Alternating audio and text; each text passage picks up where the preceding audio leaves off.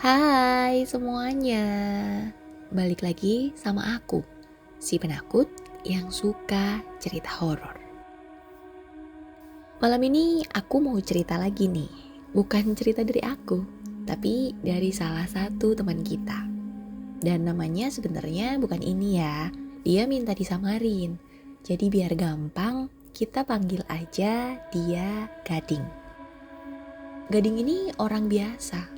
Dalam artian dia gak punya kemampuan aneh-aneh, gak bisa lihat apa yang emang gak kelihatan, dan gak pernah ngalamin kejadian mistis juga sebelumnya. Dia kerja di sebuah kantor ekspedisi. Buat kalian yang suka belanja online, termasuk aku, mungkin banget nih, salah satu paket kita pernah ditangani sama Mas Gading ini. Mas Gading kerja di bagian gudang. Dan menurut beliau, tempat kerjanya juga bukan tempat yang kamu bayangin bakal serem. Karena di situ juga ramai, banyak orang, dan lokasinya juga ada di sebuah komplek pergudangan yang lumayan ramai juga. Jadi bukan sesuatu yang perlu dikhawatirkan sebenarnya. Cuma lama-lama kok Mas Gading ini mulai ngalamin hal-hal ganjil ya. Hal-hal yang gak masuk akal. Penasaran kan? Yuk duduk yang nyaman, terus siapin cemilan, dan pastiin kamu gak denger cerita ini sendirian. Hai, namaku Gading. Umurku waktu itu masih 23 tahun. Kalau sekarang sih ya udah kepala 3 lewat jauh ya. Karena kejadian ini udah cukup lama.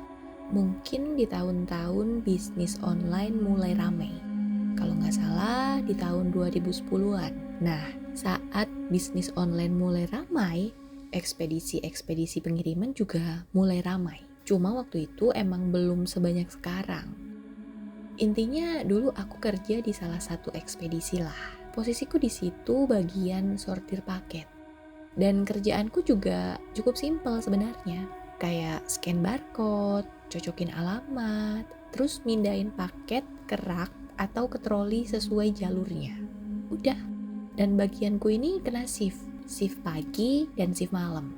Awalnya sih aku pikir kerja shift malam itu enak, karena kan lebih sepi dan lebih gak ribet aja gitu. Dan jujur, bagian yang paling aku suka itu ada uang shift juga. Jadi semacam uang tambahan selain gaji dan lemburan.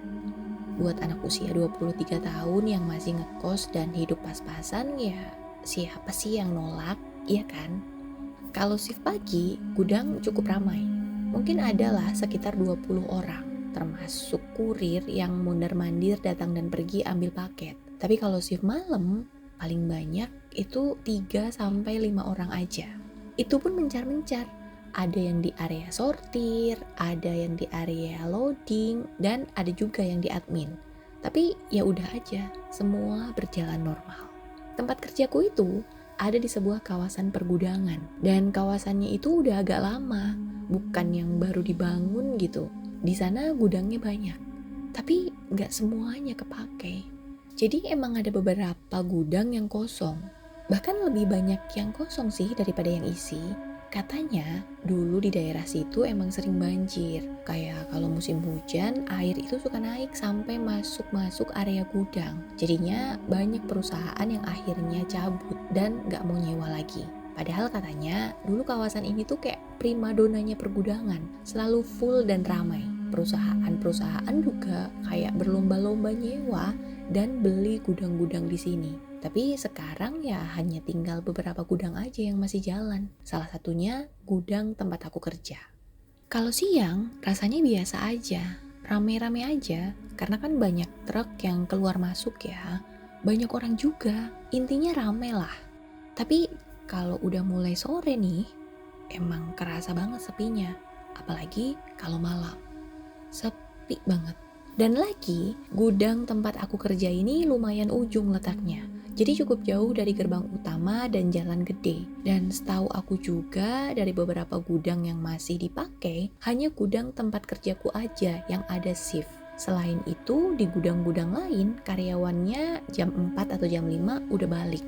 Tapi selama hampir setahun aku kerja di sini, sejauh ini sih aman-aman aja ya, gak ada hal-hal aneh. gak ada juga kejadian-kejadian serem yang aku alami. Lagi pula, aku itu sebenarnya bukan tipe penakut juga. Aku cenderung gak percaya hal-hal aneh. Dan selama kerja di situ, aku nganggep semua hal ya pasti ada penjelasan logisnya. Sampai akhirnya tiba juga nih saat-saat aku mengalami hal-hal janggal yang sama sekali gak bisa aku terima secara logis. Nah, kejadian pertama itu pas aku lagi masuk shift malam. Kayak biasa, di jadwal tertulis ada 5 orang yang masuk. Tapi karena area kerjanya kepisah-pisah, kami jarang kumpul. Waktu itu 2 orang stay di office depan buat admin dan laporan. 1 orang di area bongkar muat. Dan aku kebagian di gudang belakang buat sortir paket-paket retur. Dan gudangnya itu cukup luas ya. Raknya juga tinggi-tinggi. Dan rak-rak tinggi itu kayak nimbulin lorong-lorong panjang yang cukup gelap. Karena walaupun semua lampu di gudang itu dihidupin, suasananya tetap nggak terang-terang banget. Bahkan di area-area pojok gitu agak temaram. Dan lagi suasananya lumayan sepi. Suara paling kenceng itu cuma gesekan-gesekan plastik, bunyi scanner, dengungan mesin kecil, dan satu lagi. Ada samar-samar suara musik dari office kecil yang ada di depan. Nah, lagi serius milah-milah paket, aku itu kayak lihat ada sekelebat orang lewat di ujung lorong. Tapi pas aku lirik, udah gak kelihatan. Gak lama, lewat lagi tuh. Sama cepetnya, aku belum sempat lihat, udah gak kelihatan lagi. Siapa sih? Buru-buru banget, pikirku. Tapi ya udah, aku gak gubris. Sampai akhirnya aku kaget sendiri karena tiba-tiba udah ada Rudy di sampingku. Astaga Rudi, kaget. Sejak kapan kamu di sini? Bukannya jawab, Rudy malah senyum. Terus dia duduk di samping aku sambil mulai bantu-bantu aku milah-milah paket. Dia itu teman satu divisi sama aku, yang kebetulan kena shift juga. Emang kerjaan lo udah beres, Rud? Udah. Baguslah, bantuin ya. Tumben nih, banyak banget paket returan. Iya. Lo kenapa, Rud? Lemes amat. Sakit ya? Ke depan aja sana. Ini dikit lagi kok, kataku. Karena waktu aku ngelirik ke arah Rudy, mukanya itu kayak yang lagi capek banget. Enggak kok, santai ding. Bener nih, lo pucet soalnya. Dan lagi-lagi Rudy cuma senyum. Ya udah tuh kita lanjut milah-milah paket. Sampai akhirnya sekitar setengah jam kemudian semua paket itu selesai. Ya beres juga. Ke depan yuk, ngopi. Tadi Iqbal pesan martabak loh. Duluan ding, aku ke toilet dulu, kata Rudy sambil jalan ke belakang arah toilet. Gak lama aku juga jalan ke depan menuju office, tempat anak-anak pada ngumpul. Di sana ada yang ngopi, ada yang duduk selonjoran, ada yang lagi main HP, dan ada pula yang lagi tidur. Selama kerjaan beres, kami emang bebas mau ngapain aja. Aku pun ikut duduk dan mulai nimbrung ngobrol sama mereka. Lama tuh kita ngobrol sambil bercanda-canda. Sampai satu persatu dari mereka mulai tidur. Dan karena tanggung bentar lagi subuh, aku milih untuk bikin kopi lagi aja. Soalnya kalau aku tidur, pasti bablas subuhnya. Nah, waktu aku lagi bikin kopi itu, aku kayak baru ngeh. Ini si Rudy mana ya? Kok gak datang-datang? Perasaan tadi bilang mau ke toilet deh pas aku ajak ke office. Kalian pada tahu gak sih Rudi kemana? Masih di gudang tah? Rudi? Iya, tadi dia bantuin gue di sortir. Pas gue ajak ke sini mau ke toilet dulu katanya. Tapi kok nggak kesini-sini? Ngaco lo, Rudi nggak masuk. Wah, ngajak ribut. Jelas-jelas tadi ada Rudi. Orang gue ngobrol sama dia. Tuh, namanya ada kan? Kataku sambil nunjuk papan tulis kecil di dekat pintu. Dan ya emang ada nama Rudy di sana. Iya, harusnya Rudy emang masuk. Tapi kan diganti sama si Anto. Loh, dia lagi tidur. Rudy izin, sakit katanya. Wah, detik itu aku langsung noleh ke arah Anto yang emang lagi tidur pules di atas sofa. Terus mulai ngitung. 1, 2, 3, 4. sama aku. Iya bener, 5 orang. Wah, lemes aku. Tapi gue dibantuin Rudy tadi guys. Mendengar itu, semua orang yang ada di sana kayak sama-sama bingung. Gak ngerti kudu ngomong apa. Kayaknya mereka juga syok. Iya, mereka aja kaget, apalagi aku. Karena jelas-jelas aku tadi ngobrol sama dia. Tapi kalau diingat-ingat, Rudy yang tadi itu emang agak aneh sih. Soalnya setauku, Rudy itu orangnya rame, heboh, dan konyol. Tapi Rudy yang tadi itu kayak banyak diemnya. Mukanya juga pucat. Makanya tadi aku sempat ngira dia sakit. Wih, ingat itu aku tiba-tiba merinding. Dingin banget.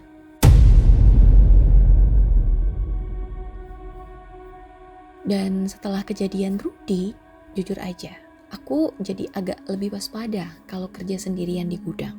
Bukan takut yang gimana-gimana, cuma jadi kayak lebih sering nengok kanan kiri aja. Untungnya sih kondisinya aman-aman aja ya selama beberapa waktu. Nah, pas aku udah mulai biasa lagi nih, udah mulai lupa sama kejadian Rudy, aku justru ngalamin lagi hal aneh. Ini bukan aneh, tapi serem.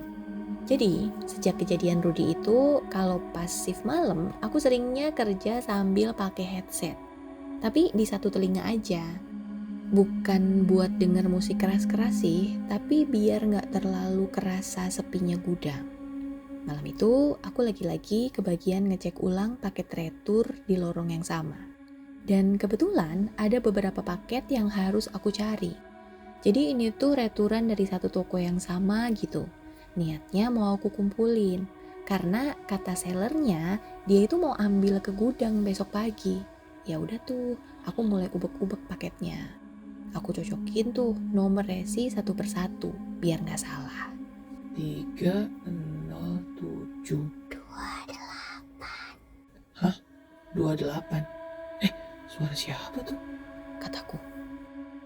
Aku kaget karena di telinga satu lagi yang nggak pakai headset, jelas banget aku denger ada yang ngomong 28. Kayak cuma bisik-bisik sih, tapi jelas banget. Dan itu suara perempuan. Dan pas aku lihat label resi, ya emang bener 30728. Wah, aku masih bingung tuh. Karena aku gak mungkin salah denger. Seketika aku merinding. Dan mau udahan aja, mau jalan ke office gitu.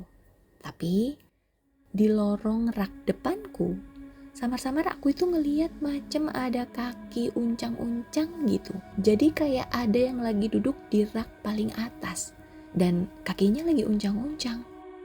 Dan dilihat sekilas aja, kakinya itu macam kaki perempuan. Karena selain kecil, kakinya juga putih. Bukan putih sih, lebih ke arah pucat. Dan pas aku lagi bingung itu kaki siapa, tiba-tiba kaki itu jatuh. Ini beneran kakinya jatuh, lepas dari sebatas dekul ke bawah. Ya Tuhan, gak bener nih. Aku langsung balik badan, terus lari ke depan office. Aku gak peduli lagi walaupun sepanjang lorong itu masih kedengeran suara cekikikan. Kayak suara ketawa perempuan lagi ngeledek gitu. Dan suara ketawanya itu ada di mana-mana. Kayak dia tuh ngikutin di belakang. Sesampainya di office, aku keringetan banget. Tapi aku gak cerita apa-apa. Aku hanya bilang ke teman-teman kalau aku udah selesai. Padahal saat itu dadaku itu sakit banget.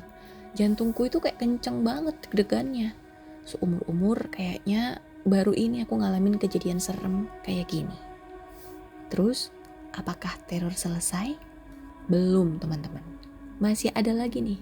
Satu kejadian yang bisa dibilang paling mengerikan selama aku kerja di ekspedisi itu. Dan jujur, kejadian terakhir inilah yang bikin aku berani resign. Saking udah gak tahannya. Jadi ceritanya, waktu itu aku dapat tugas mindahin paket-paket kargo. Dan ini kejadiannya bukan waktu aku shift malam ya, masih sore. Mungkin sekitar jam 5:30 lah.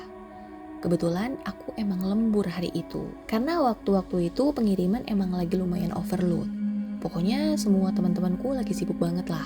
Dan sebenarnya bagian paket-paket gede gini tuh bukan job desk aku. Tapi karena lagi-lagi overload, ya udah semua orang kayaknya pada bantu-bantu. Nah, aku kebagian angkut-angkut paket kargo ini. Untuk paket-paket yang gede banget dan berat sih, mindahinnya pakai forklift ya. Yang tentu aja bukan aku yang operasiin forkliftnya. Sedangkan aku sih bagian ambil-ambilin paket medium yang masih bisa diangkat.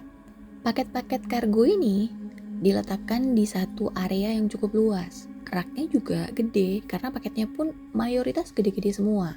Nah, paket-paket bagianku itu ditaruh di rak paling bawah. Awalnya aku angkat paket-paket itu satu persatu lalu pindahin ke lori. Baru deh dibawa ke depan untuk dimasukkan ke mobil box. Gitu terus bolak-balik sampai rak nyaris kosong. Karena emang semua paket di rak itu harus dikirim hari ini juga.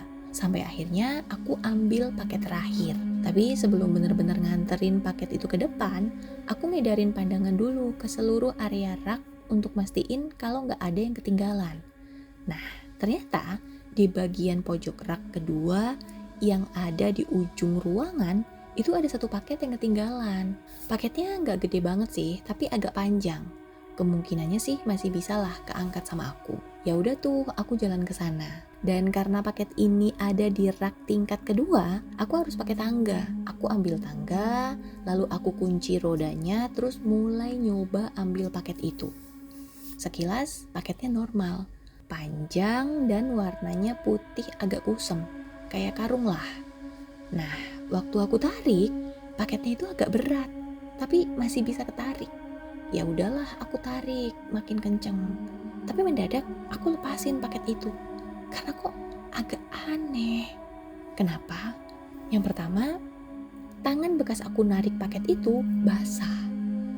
Dan yang kedua, kalau dirasa-rasa bungkus paket ini kayak bukan karung plastik kayak biasanya, tapi lebih kayak kain kasar gitu.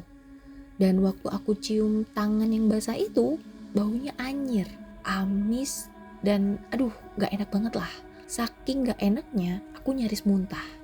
Ini paket apa sih? Basi kali ya? Kataku, sambil merhatiin paket ini dengan lebih seksama. Dan kalian tahu apa? Pas aku lagi merhatiin paket aneh ini, si paket tiba-tiba berguling. Iya, paketnya guling sendiri. Aku kaget dong, tapi itu belum seberapa. Karena sepersekian detik kemudian, aku bahkan sampai nge-freeze gak bisa ngapa-ngapain. Pas sadar kalau ternyata itu bukan paket, tapi pocong. Iya, itu adalah pocong. Ada sekitar 5 ikatan di badan pocong itu. Kain kafannya berwarna putih kusam dan kotor banget. Dan kayak ada rembesan-rembesan air gitu di kainnya. Terus bagian mukanya itu berwarna hitam dengan mata yang seluruhnya berwarna putih. Wah, saat itu aku bener-bener hanya bisa matung saking takutnya. Bahkan sekedar nutup mata aja aku gak bisa. Untungnya aku masih bisa baca-baca doa di dalam hati. Wah, pokoknya semua doa aku baca. Dan ini adalah bagian yang paling serem. Kalian tahu gak? Pas aku baca-baca doa, bukannya dia jadi ngilang, pergi karena takut sama doa aku, dia justru ikut baca doa. Iya, dia ngikutin aku baca doa sambil menyeringai seram. Sumpah, dari segala hal yang udah aku alami, ini adalah bagian paling bikin aku takut. Dia itu baca doanya kayak ngeledek, kayak seolah-olah tuh bacaan dia tuh paling bener dan bacaan aku tuh salah. Wah, saat itu aku udah bener-bener diambang ketakutan. Dan gak lama aku gak ingat apa-apa lagi. Kalau kata temanku, aku pingsan dan jatuh dari atas tangga. Untungnya sih gak apa-apa, hanya benjol dikit dan pegel-pegel. Tapi itu ragaku ya, karena pikiranku sama sekali gak bisa kompromi lagi. Jujur aku udah gak kuat dan gak bisa lagi kerja di sini. Alhasil gak sampai seminggu dari kejadian mengerikan itu, aku memutuskan untuk resign. Selesai. Wah, Mas Gading, makasih banyak kiriman ceritanya. Ini serem banget sumpah. Semoga sekarang tempat kerja Mas Gading jauh-jauh ya dari hal-hal serem. Dan menurut Mas Gading, ekspedisi ini masih ada sampai sekarang, bahkan makin besar. Tapi beliau juga nggak tahu lagi nih, masih ada nggak yang di area pergudangan itu. Karena rekan-rekan kerja beliau yang dulu juga udah nggak kerja di ekspedisi itu. Buat teman-teman yang mungkin punya cerita serem kayak Mas Gading, boleh banget kirim ke alamat email ini ya. Nanti insya Allah aku bacain satu-satu. Makasih loh sebelumnya. Dan makasih juga buat kamu-kamu yang udah setia dengerin cerita-ceritaku. Makasih banyak dukungannya. Dan buat yang baru nemu channel ini juga, makasih banget ya udah klik video ini.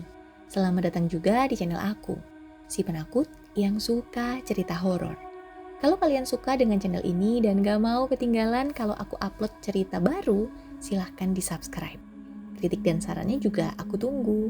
Jangan lupa juga ya tombol like-nya teman-teman, agar aku makin semangat ceritain kejadian-kejadian serem yang aku dapat ke kalian.